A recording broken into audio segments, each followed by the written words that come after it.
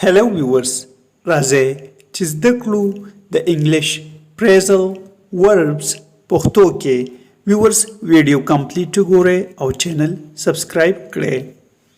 phrasal verb دی get in مطلب دی داخل شه یا یو ځای ته رسیدل. get in means داخل شه یا یو ځای ته رسیدل. For example, he will have to get in more money. هغه به ډېرې پیسې ترلاسه کړي. He will have to get in more money.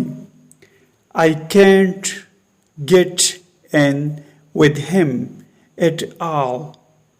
زه نشم کولی له هغه سره یو ځای شم.